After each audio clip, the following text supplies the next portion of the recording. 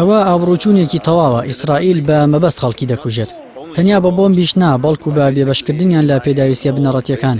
ئەوە تاوانە، تاوانی جەنگ، تاوانی دژی مرۆڤایەتی. کێشەکە لەوەدایە یەکێتی ئەوروپا فشار لە ئیسرائیل ناکات. قسە دەکەن، بەڵام ئەوە جێبەجێ ناکەن کەی دەڵێن. دەبێت فشار بکرێت و سزا بسەپێنرێت. ئەگەر نا ئیسرائیل لەو کارە بەردەوام دەبێت. تەنها بە کوشتنی فەلەستینیەکانەوە ناوەستێت، کەرتی غەزەش داگیر دەکات. یەکێتی ئەوروپا لەگەڵ ئیسرائیلدا ئەنجومەنی هاوبەشی هەبوو. کۆبوونەوەی لەگەڵ ئەنجام دەدرێت وەکو ئەوەی هیچ ڕووی نەداوێت. وەکو ئەوەی نەتەنیاهۆ لەلایەن دادگای تاوانی نێودەوڵەتیەوە بە کۆمەڵکوژی و تاوانی دیجی مرۆڤایەتی تاوانبار نەکرابێت. وەکو ئەوەی دادگای تاوانی نێودەوڵەتی بەڕوونی قسەی لەسەر مەترسی کۆمەڵکوژی نەکردبێت. ئەو کارە لەگەڵ ئیسرائیل بە تەواوی جێی شەرمە، لەبەر ئەوەی ئاماژەیە بە تێوەگلانی وڵاتانی ئەوروپا لەوەی ڕوودەدات. تاوەکو ئێستاش وڵاتانی ئەوروپا چەک بە ئیسرائیل دەدەن.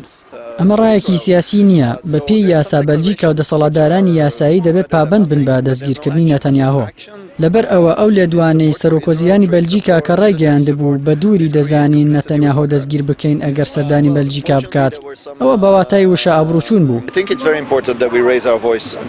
وا دەزانم زۆر گرنگە دەنگمان بەرز بکەینەوە، لەبەر ئەوەی ئەگەر دەنگمان بەرز نەکەینەوە ئەوە ئێمە ئەو تێوەگلانەی سەرکردەکانمان قبول دەکەین. دەبێت یەکێتی ئەوروپا دەست بەجێ سزا بەسەر ئیسرائیلدا بسەپێنێت، تاوەکو سەرجەم ڕێڕەوەکانی هاوکاری ئەمرۆییەکان بۆ غەزە بکاتەوە و گیانی خەڵکەکە ڕزگار بکرێت. All corridors of humanitarian aid into Gaza save lives.